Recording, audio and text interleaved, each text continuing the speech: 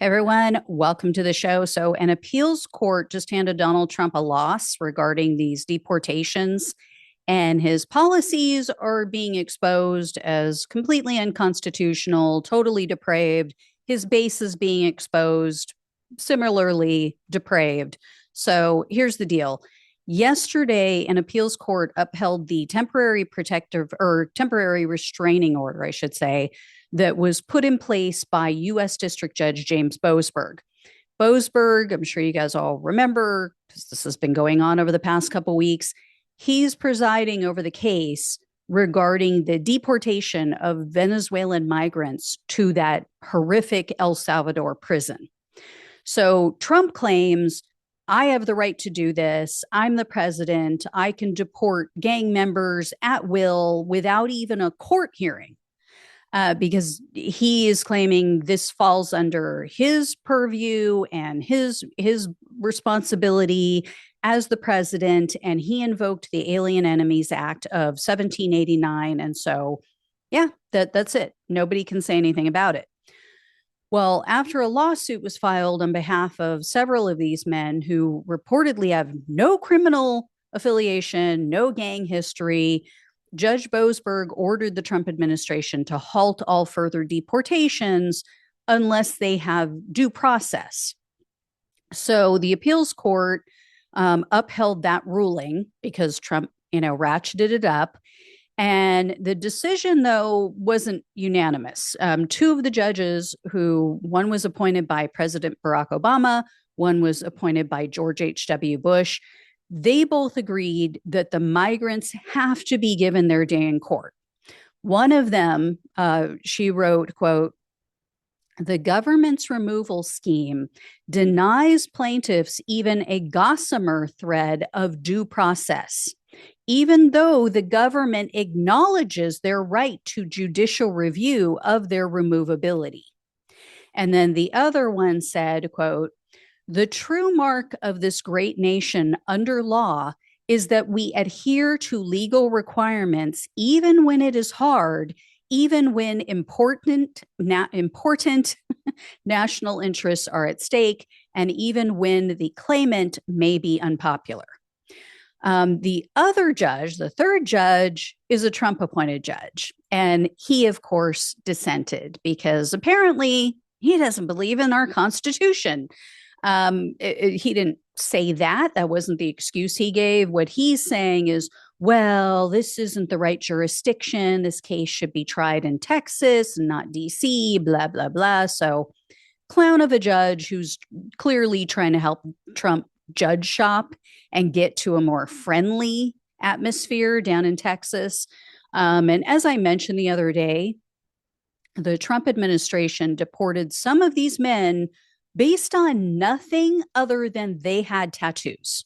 In fact, one of the men who was sent to El Salvador, that hellhole of a prison, he was fleeing oppression in Venezuela because he's a gay makeup artist.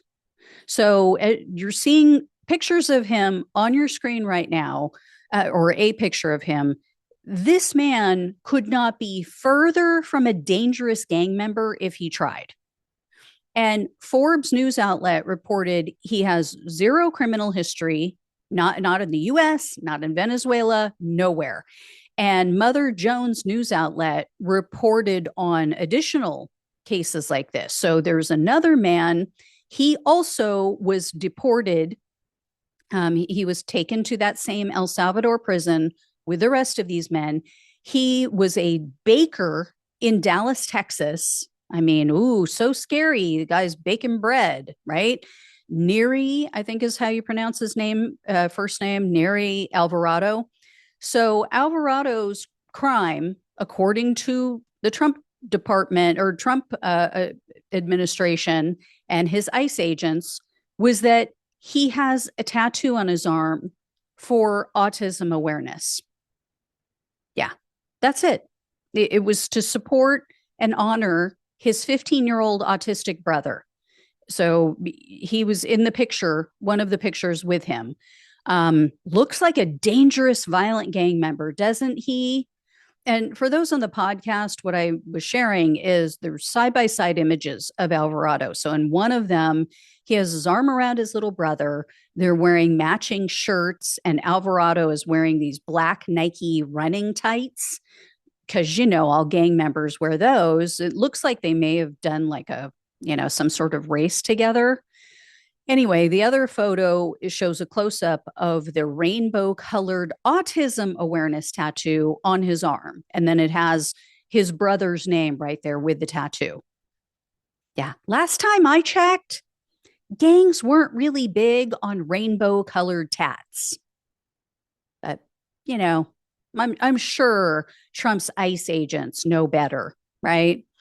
And then the news outlet, again, Mother Jones, they reported that Alvarado was specifically targeted because of his tattoo. That's looking like what all of these men, like what got all of them into trouble. So Mother Jones wrote, quote, an ICE agent told Neri Alvarado, we're finding and questioning everyone who has tattoos. And that's why he was arrested. Stunningly, after Neri explained his autism tattoo's meaning, the ICE agent said he was clean, and yet he stayed detained, then got sent to El Salvador. And then another man was seemingly wrongfully swept up in this whole publicity stunt, which is what it appears to be.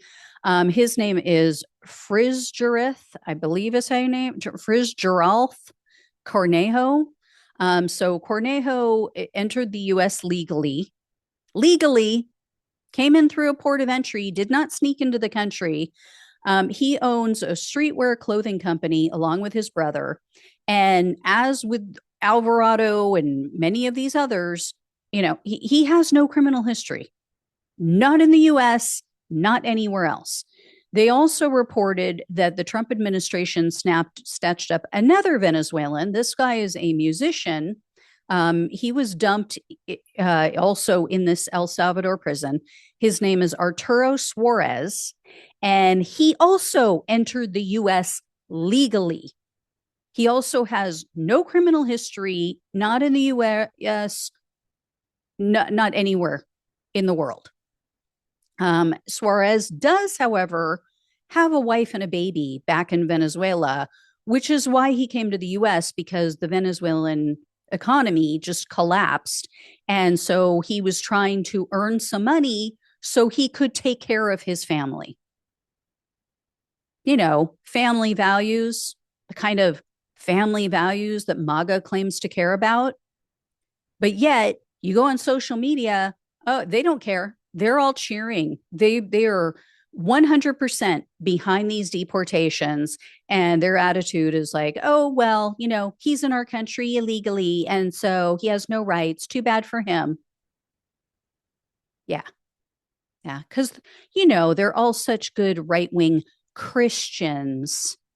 Yeah. They all believe in the Bible so much. Their Bibles, though, they're missing that part about welcoming the stranger, apparently. So these are what I call Sunday Christians. Oh, we go to church and we pretend and we put on the right clothes and we act all pious and we sing the songs. And then the rest of the week, we're total assholes to everybody. This is just such a mask off moment for the Trump administration and for MAGA.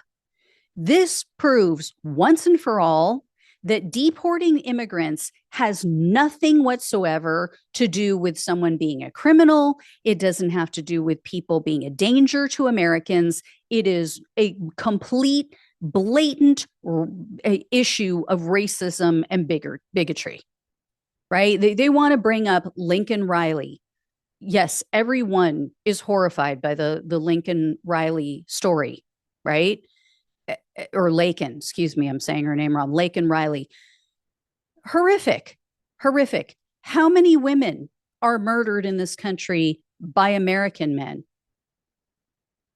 Do they have a problem with that? Because I don't see it. I don't see them standing up and making a fuss about that. And again, if this was about keeping Americans safe, And, oh, because we have open borders and Democrats want to. Then how come when people try to come here legally and come through the port of entry and we know who they are, we know where they are, they've signed up on Joe Biden's app, they are wearing an ankle monitor, they're showing up like they as they're told to, they're showing up for their appointments so that they're not committing any crimes, not doing anything wrong, not trying to hide. And yet these are the people that MAGA is okay with just shipping off to a country that they didn't even come from and throwing them in a prison that is horrifically infamous for their human rights violations. So again, you're all fucking liars. You're proving it by supporting this. Because if it's not about bigotry, if it's not about racism, then you would want to ensure that everything was being done legally and that these people are actually criminals that are being removed. And no, presenting yourself at a port of entry and following the laws of the United States by definition means you are not a criminal. You did nothing wrong. And even, crossing the border without coming through a port of entry is like nothing.